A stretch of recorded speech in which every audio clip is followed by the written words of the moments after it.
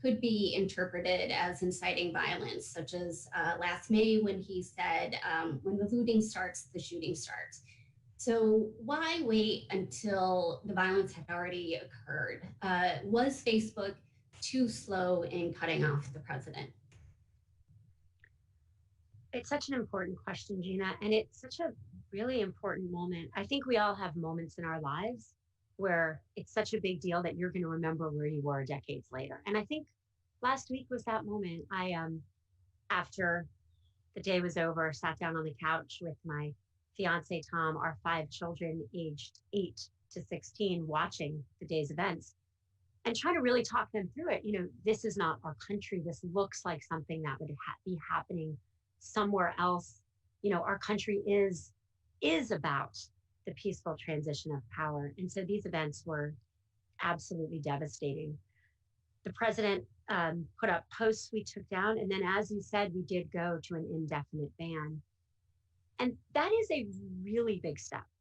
And there are definitely people out there, as your question said, who think this was clearly coming. You should have banned him before. Now, we had already banned QAnon, Proud Boys, Stop the Steal, anything that was trying to organize a violent protest. But there are people who feel you should have banned the president years before. And there are people who sitting here today feel, wow, taking down the voice of a president is too far even now. So why did we do it? We have clearly established principles that say you cannot call for violence in this moment. We took down those posts that we thought might be calling for violence or were calling for violence immediately. But in this moment, the risk to our democracy was too big that we felt we had to take the unprecedented step of what is an indefinite ban. And I'm glad we did. Looking back now, though, was there anything you feel like Facebook could have done sooner? The sort of march towards the rhetoric of the protests and talking about violence seemed to grow as it started getting closer to the congressional meeting. And there seemed to have been some indications that this could get ugly. And the president himself was making some indications on that front. Looking back now, do you feel like there's anything Facebook could have done sooner? Well, we know this was organized online. We know that. We, again, took down QAnon, Proud Boys, Stop the Steal, anything that was talking about possible violence last week. Our enforcement's never perfect, so I'm sure there were still things on Facebook. I think these events were largely organized on platforms that don't have our abilities to stop hate and don't have our standards and don't have our transparency. But certainly to this day, we are working to find any single mention that might be leading to this and making sure we get it down as quickly as possible. And where do you go from here? And what positions are you advocating for? Will we see President Trump permanently ban the way the Twitter has moved? And how soon can we expect a decision on that? Our ban's indefinite. We've said at least through the transition, but we have no plans to lift it. No plans to lift it. No plans to lift it right now. But okay. Indefinite, at least through the transition, we've been very clear. There's obviously so much happening, and this is such a big step. We will definitely let people know and be very transparent about any changes to this. And what about other public figures then? Because it's not just President Trump who has been calling for supporters to fight physically in the streets. You've seen people like Congressman Louis Gohmert of Texas make references to violence in the streets. President Trump's own son, Don Jr., has also made similar references. Do you see this expanding to other members of Congress, to other public figures who could be playing similar roles, especially as the lead up to the inauguration gets closer? Yes, our policies are applied to everyone. We have taken down things that Don Jr. has said. We have taken down things from other world leaders, other people in public office, and those policies apply. So the policies of you can't incite violence, you can't be part of inciting violence, you can't even support people who are supporting the call for violence, like these groups we've talked about, we're taking down. Those policies apply to everyone, and we'll take that stuff down as soon as we can find it. That includes members of Congress and other public figures. Everyone. I mean, this shows that even a president is not above of the policies we have. So you mentioned other world leaders, and unfortunately, there are some out there who have also arguably incited violence. There's people like Bolsonaro in Brazil, there's Duterte in the Philippines. Could something like this that has happened to President Trump happen to other world leaders? Absolutely. Our policies apply to everyone. And I'm so glad you brought up the international perspective on this. I know you're obviously an international reporter, so it's close to your heart, but that really matters. So when you think about what's happened here in the 2016 election, there were a lot of things we missed. We didn't know what foreign interference was. The Russian interference took us by surprise, and that's on us. No one saw it coming. We didn't see it coming. If you look forward to 2020, we know what this form of interference is. We take down coordinated attacks all of the time, and we're able to find them and take them down. We have policies in place we didn't have before. But you don't just mark time with those 4 years from one US election to the other, because there have been 200 elections around the world. And the work we are doing to build up the systems, to build up protection, I think work that paid off in the 2020 election when you think about what we know today about the difference between 2016 and 2020 in terms of some of the things we saw. Those things are happening all over the world, and our policies apply and our technology applies. And that's been really important to us. So what do you think, stepping back, that this says about Facebook's role? Gina, I'm sorry, I can't hear you. I was just saying, that's better. What do you think, sort of the bigger picture, what this says about Facebook's role in society? Mark Zuckerberg, your boss, has said Facebook shouldn't be an arbiter of truth. But does this show that the platform is at least an arbiter of online speech? And that is a lot of power for one company to have. I think it's the right question. I mean, there are clear concerns about the size and the power of the US tech companies, and those are concerns I understand. You know, most of the rules that govern the internet were written 25 years ago. And we've been very public in not just saying we'll participate in legislation, but we're calling for regulation. We do think the internet needs new regulation, and that includes us in lots of areas. We're working on here. We hope to work with the new administration, and we work with people around the world. That said, in these moments, we are a private company and we have a service we provide, and it is our responsibility to make sure that service is not used for things that it shouldn't be used for, like what happened last Wednesday. So in this moment, we have an obligation to be transparent. We have longstanding policies, but I think we had an obligation to make sure this didn't happen on our platform, even though certainly that is a big decision for a private company to make. I don't think there's another one we could have or should have made. Where does that leave Facebook? Because I get what you're saying, that it is a private company, and you guys are sort of left in this between a rock and a hard place in some ways, because Congress has been upset on both sides of the aisle with your company, with others, but they have yet to actually pass any legislation or rules to update the liability protections in Section 230 or privacy laws or anything else, really. So you guys are really left then to make these decisions for society, for what online speech means. Does that put you in a sort of a quasi government role? Does that make you into some sort of public critical infrastructure in some ways? How do you sort of categorize where Facebook lies in this? I think these are big issues for our industry. I mean, we did let the president speak on our platform, consistent with cable news, print news. Everyone covers the president. And I think that was the right decision, because there is free expression and people should hear from their leader, whether or not they agree with what he said. And then Obviously, with the events of last week, it violated our policies and it was a risk we couldn't take. I think going forward, we are very open to reform of a lot of these rules. And I think work has to be done. Also, remember that we don't just exist under US law. People in Europe have passed privacy legislation. There has been more reform. There has been some at the state level. There's been privacy legislation in California that we've applied more broadly. But yes, we do believe some of these rules need to be rewritten, and we are hopeful that the Biden administration will work on them. Great. Thanks for the answer on that. In relation to the Biden administration, yeah. Yeah, sorry. Thank you for you that. move and I can't hear you, but right there I can hear you.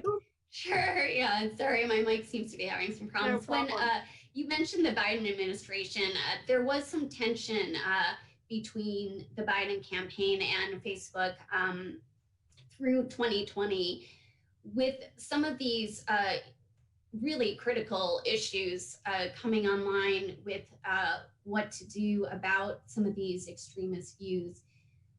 Is that an opening for you guys to perhaps have better dialogue with the new administration? Is there a sense that maybe this is a place where you think you can work together? Yes. I mean, I think like a lot of Americans, I sit here today, really upset about what happened last week, certainly upset about the polarization in our society, and very hopeful that President Biden, Vice President Harris are going to usher in a new day. I'm hopeful for there will be more cooperation, more will get done across the board. And I'm also really hopeful that girls all around the world are going to see for the first time a woman and a woman of color, in the White House working as vice president. I'm very hopeful that we will be able to work on all of these issues, but I'm hopeful for so much more for our country. We deserve better. And speaking of the Biden administration, what about the steps leading up to the inauguration? We've seen now the FBI put out a bulletin about armed protests at state capitals in all 50 states, and also armed protests again in DC. What is Facebook going to do to try to tamp that down as best it can? And obviously you can't control people's behavior, but trying to minimize the use of Facebook to possibly perpetrate any of these acts. What kind of policies and monitoring will you have in place? Well, thank you for asking. It's certainly something we've been on through this period, through the election, and built up the systems to do this over the last few years. So any calls for violence come down immediately from our platform. Any groups that are doing that come down immediately from our platform. Any people supporting the groups that are doing that come down as well. We also work with law enforcement where it's appropriate. If there are things we see, we are fast referrers in. And that doesn't just exist on the national level. It certainly exists for state capitals. Those same kind of language, that same kind of calls to violence, those things violate our policies and have to come down fast. Well, how fast and how expansive is your system for catching this? Because even just for me, looking at some of the dark sides of what people post. I mean, I saw just yesterday people talking about a great event on January 20th and not talking about it in a positive sense. There does seem to be, maybe people not outright calling for violence, but at least alluding to something happening and something, bad happening. Yeah, I mean, our policies are that if anyone calls for violence or it's clear that a group is part of that, the group comes down. So when you think about taking down QAnon, Proud Boys, Stop the Steal, we didn't just take down those groups as they called for violence. We took them down entirely. When someone is a truly bad actor on the platform, they come down, whether they're calling for violence or eluding it. So we have broad systems in place, automated systems to look for these things, and they're looking for them right now as we speak.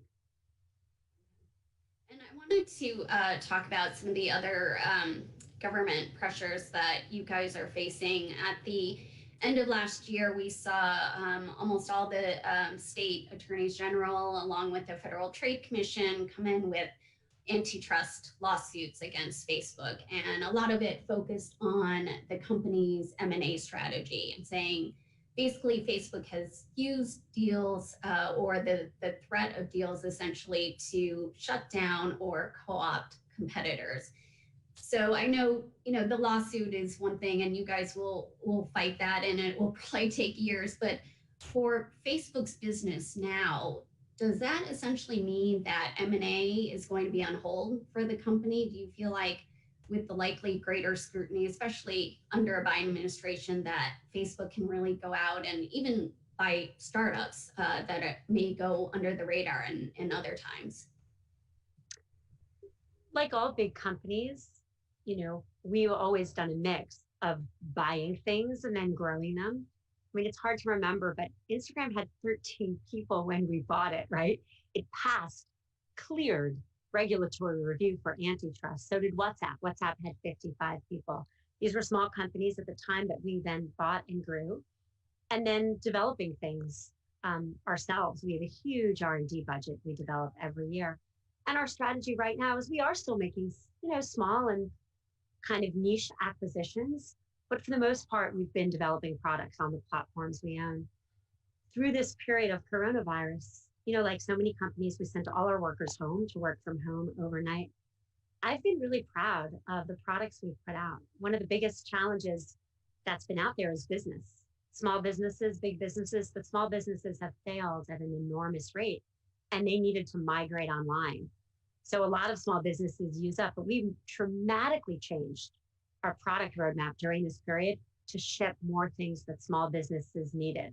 Facebook shops, WhatsApp payments, things that would help businesses stay afloat. And all of that was built within the company. And I think that kind of product innovation is really important. And with everything going on, we have to keep our eye on that ball too. We have to make sure we have a responsibility to people that use our services to continue to innovate and put products in the market like the ones we did that we think helped a lot of small businesses survive this terrible period, at least to date.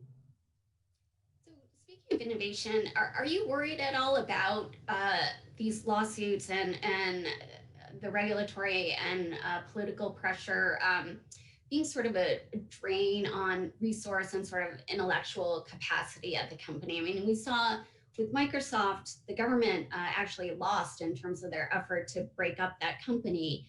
But I think Microsoft then missed out on a lot of big trends. They're obviously fine now, but at that time, it was a bit unstable. We saw Bill Gates step down at that time.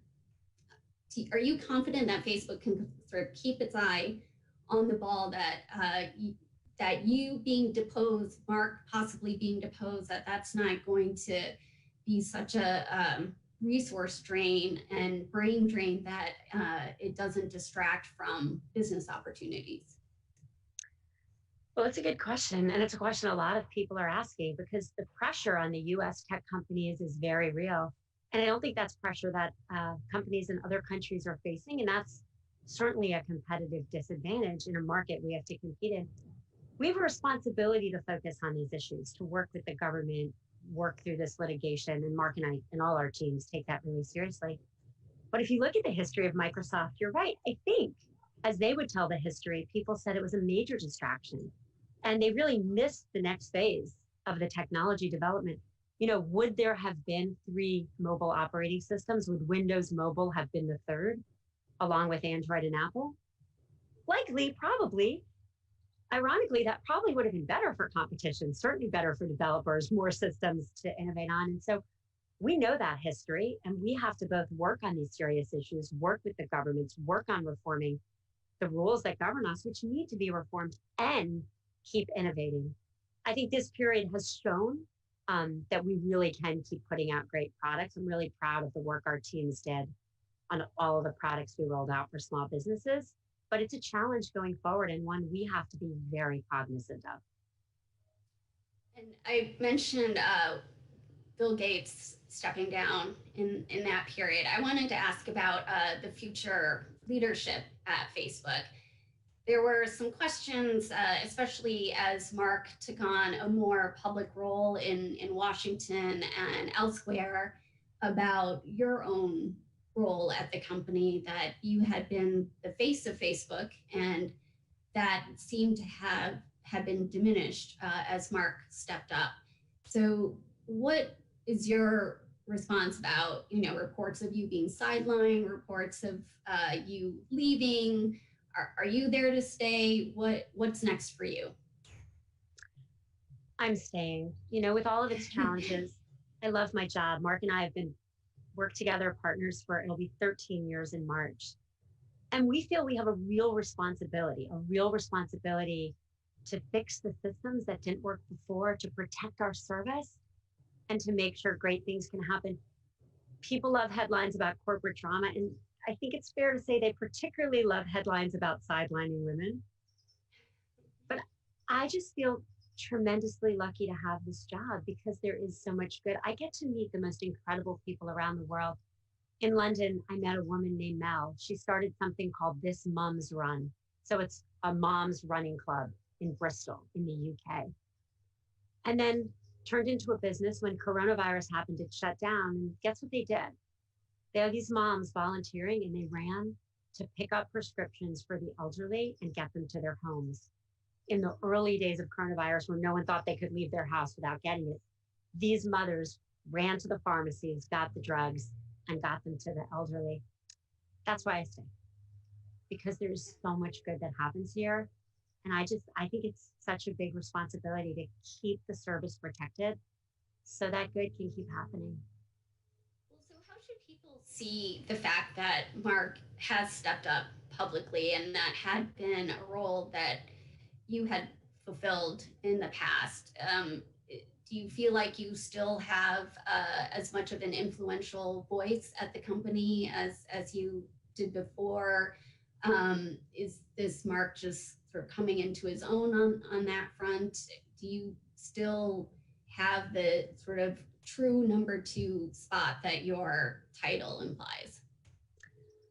I mean, Mark and I have a great relationship, and I think that relationship has just gotten stronger. And I think all of us have stepped up. I mean, Mark has been called to testify multiple times. Mark has been speaking on these issues. We hired Nick Clegg, who is the Deputy Prime Minister of the UK, to work with us, and he's stepped up. We've hired strong people all over the world, and we've definitely, all of us, including Mark, put more focus on public policy issues, on communicating on these issues. And I think that's appropriate. Mark's done a lot more. I've done a lot more. We've hired more people around the world, and I think you're going to continue to see us do that. At the same time, Mark's the product leader of the company, and Mark really led our push to do more e-commerce through coronavirus. As we worked on making sure coronavirus misinformation came down, we were all working on that together. We work on AR and VR and Oculus and the future of work. We're all doing that as well. And what about Mark's future? There was some speculation when Chris Cox came back and he's became chief product officer, and I realize Mark is annoyingly young. He's only 36, so to think about him retiring or whatever is probably too early. But there were questions about whether Chris was being groomed to eventually take over for Mark, and I don't know if being head of Facebook now at a time when there's so much incoming is as fun as it used to be. What is Mark's future? Is Chris being groomed to take over for him? Mark's not going anywhere. But we're thrilled to have Chris back. Chris is a great product leader and just a wonderful colleague. It's definitely been wonderful to have him back. One thing I did want to ask, though, about, I guess, the business opportunities, and then definitely want to get to how coronavirus has affected the work environment, particularly for women, is just the ad boycott and the business opportunities in front of Facebook, because it was amazing to see, 1,000 of the world's biggest companies boycott the platform, and your third quarter results didn't show it at all. it was sort of astonishing. And you're looking at all these different ways now to monetize WhatsApp, particularly overseas. Does all the noise about sort of the political and regulatory environment, is that the fact that it hasn't really affected the business? The users are still growing, advertising is still growing. What does that say as well about Facebook and its and the position it's in? Does it mean you can kind of ignore what's happening in DC? I mean, obviously you can't completely ignore it, but as long as it doesn't have an effect on the business, does it have a real impact in forcing change? Normally when someone boycotts you, they're for something you're against or vice versa. That's not what this was. I mean, the boycott was saying get hate off Facebook, and we want hate off Facebook. I think there's a false belief out there that we somehow profit, that people want to see this content. That's just not true. We put out our first prevalence study. Hate content is less than 0.1% of content on Facebook. That's obviously lower than a lot of people think, but it's still too high because there should be none. And we really believe that. I think the strength in the business comes from the fact that our products and services are so important to people and so important to small businesses. And I think that's a good thing.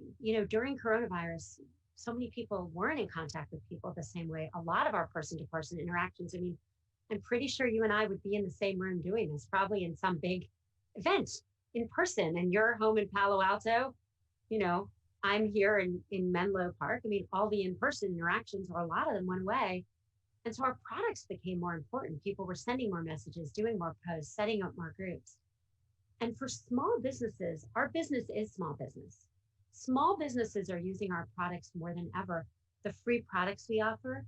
Before coronavirus, a third of small businesses in the United States didn't have an online presence at all. And it's expensive to build a website, do a mobile app. And so we provide that for free, and we put out more and more tools. And then advertising, very personalized advertising where you can buy very small groups of people that are interested in your products and do that in a very privacy protected way. That's the lifeblood of small businesses right now, and has been for a long time, but that's why small businesses are surviving. So I think the strength of our business comes from the fact that we provide an important service that people want to use. And some of those small businesses are run by women. And I wanted Sorry, to Gina, get again. to Yeah. Sorry, I can hear you. Some of the small businesses are run by women, and I wanted to talk about in particular how women have been affected by the pandemic, especially in the workplace. We're fortunate enough that we can work from home. A lot of women in service jobs have not been able to do that or have lost their jobs, and they are bearing the brunt of the childcare and other kinds of at-home demands. There was a McKinsey Lean In study about how 1 in 4 women are thinking about either downshifting or leaving the workforce altogether. How are you in your role at both Facebook and Lean In thinking about these issues, and have you seen this problem manifest itself at Facebook? Are you seeing women thinking about leaving or having a lot of debates about whether they can really stick around, and what are you doing to help them in that process? Well, coronavirus is a global pandemic. It's a health crisis. It's an economic crisis, and it is a full crisis for women. So the Lean In McKinsey study you referenced said that 1 in 4 women were thinking about leaving, and it's burnout. That's the number one reason. And then last month in the US economy, women lost 111% of the jobs. Over 100,000 women left the workforce. That means women lost jobs and men actually gained some. And what we're seeing is that, work has never really worked for people with enormous childcare and responsibilities. That falls on moms. It falls tremendously on single moms. It falls even more on women of color. And this crisis has pushed a lot of those women right over the edge, and they can't do it. At Facebook, I'm proud of what we did. We sent everyone home and protected their health. We are only reopening offices on a voluntary basis when people feel safe coming back. We gave everyone 10 weeks of additional coronavirus leave. We canceled our performance cycle the first half of the year, saying we're just not doing ratings. We're not even going to judge your performance because we want you to really believe, do what you can do, take care of your families. Not every company can do that, but companies can do a lot more than they are doing, a lot more. We surveyed women and women of color and asked, has your manager checked in with you? And in many cases, the answer is no. Has your company adjusted any of its goals? A lot of cases, the answer is no. And look, this threatens to undo a decade of progress for women in the workforce. If women wholesale leave the workforce in these numbers, we're not going to achieve the numbers we want to achieve. And it's really important to understand this isn't just entry level or new moms. This is happening to the most senior women. So if we want to improve those numbers at the top, get beyond the 5 to 7% of the Fortune 500 CEOs we have, we need to stop this attrition now. And we're only going to do that if companies make work for everyone, and that includes working moms. And so, how has that changed for policy at Facebook, especially as you guys see Sorry, how? Gina, I can't hear. Yeah, I can hear you now. Yeah, I was just asking about how Facebook has then changed its policies as you've seen how remote work evolves. You guys and a lot of other tech companies were the first ones to implement that, and now it's more permanent. What does that mean then for where people can be and how you're adjusting to sort of this new normal? Well, we think of it as the coronavirus period, and then hopefully soon after the coronavirus period. For the coronavirus period, we are only making essential workers go into any offices and very, very protected. Distance, space, all of their requirements, and we're not going to make anyone come back until they feel safe, until a vaccine is broadly available, or there are other measures in place that really protect our employees. We are also thinking about the transition to work that this represents. I mean, again, if you had asked me and you, I think, a year ago, would we ever do this video via Zoom? We would have said, of course not. That's not how you do these conferences. But here we are, and we're answering the same questions.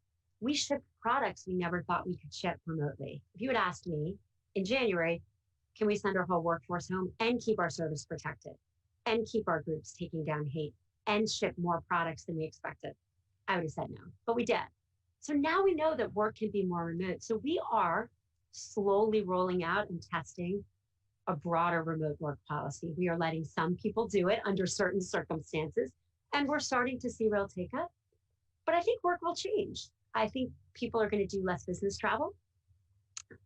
I think some of these conferences will come back to person, some will remain online, and I think we can work more remotely. And if we make that work, that could be good news for working parents and good news for working moms.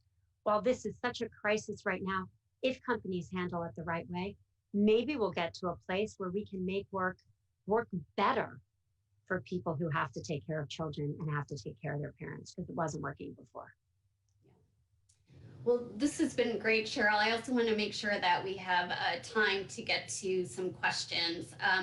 There's been a couple about WhatsApp and its privacy policies, and we've seen Apple step in a bit on that front in terms of how it's sort of labeling or defining the parameters of WhatsApp and what's shared with Facebook and Instagram. Can you talk about where that stands now and where you see that going in the future? So WhatsApp is a fully encrypted service. So messages are encrypted, protected. No one can see them. We can't see them. Only the person sending them can see them. And that hasn't changed. As we are starting to offer more business products to WhatsApp, we are allowing WhatsApp and Facebook data to be used so that we can serve those businesses and build those products. But it does not change the full protection and encryption of WhatsApp messages. End to end has never been different and won't be. Okay. And what about Facebook's future in China? Obviously, that wasn't a focused effort to try to get in the country. You guys actually make billions of dollars still on people in China who are trying to sell to people outside. do you see a future for Facebook in China at some point? Well, we're blocked. We've been blocked in China for a long time, and I don't believe that's going to change. And no efforts for Mark to try to go back to Beijing and lobby Xi Jinping? Nothing like that. Okay. There's also some questions about, again, the Trump decision. There are some questions about whether the new oversight board, whether they had any role in that, and also if Facebook and probably for the other tech platforms too are ready to be possibly sued by Trump and others who are banned. Well, when anyone sues us, we'll take that as it comes for sure. But I'm glad you brought up the oversight board because one of the questions we discussed was, do we have too much power on content decisions? And we have worked for a long time, talked to different governments around the world about changes to the regulatory framework, and those haven't happened. So the oversight board was one of our answers to that, where this board is now being set up, has just been set up. It doesn't report to Mark, it doesn't report to me, it's truly independent, and they are able to hear cases that appeal. So for example, it's first getting up and running and first hearing cases, but if Trump or anyone else wanted to appeal our decision to take them down, they have a place to go and they could do that. So you could see Trump try to step into this new oversight board process and see where that goes? I am not going to predict what will happen next, but I can tell you what we care about, which is transition is coming. The inauguration is coming. We are focused on doing everything can to protect our services, and that ban stays and is indefinite to make sure we get through this. And even after Inauguration Day, and not just Trump, whether some of these violent acts continue, I assume you guys will still keep evolving some of these policies. Oh, of course, and taking them down. I mean, again, a lot of these groups that we're organizing have been off Facebook, and praising them has been off Facebook for a long time. And look, QAnon didn't exist many years ago. So what you're saying is absolutely right. The threats are real. The threats of governments trying to interfere, the threats of people trying to do bad things with the service, they're real, they're always there. And it's our responsibility to stay ahead of those. And we are absolutely focused. And that focus is not going to change the day Biden walks into office. It has to be ongoing. It has to be continuing. Great. Well, thank you so much, Sheryl, for joining us. Thanks to our audience for tuning in to Reuters Next. I'm Gina Chan, and we wish you a peaceful new year. Thank you, Gina, for having me.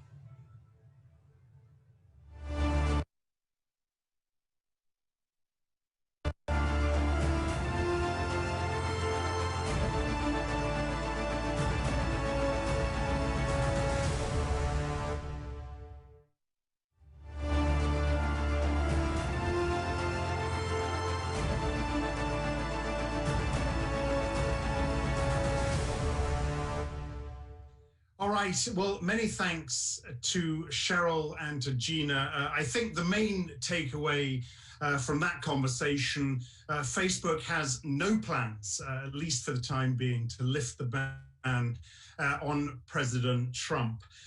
So that brings day one of Reuters Next to an end, and what a day it's been. Check out all the headlines on the Reuters Wire. We will be back, of course, tomorrow at 10 a.m. Eastern for our Americas sessions.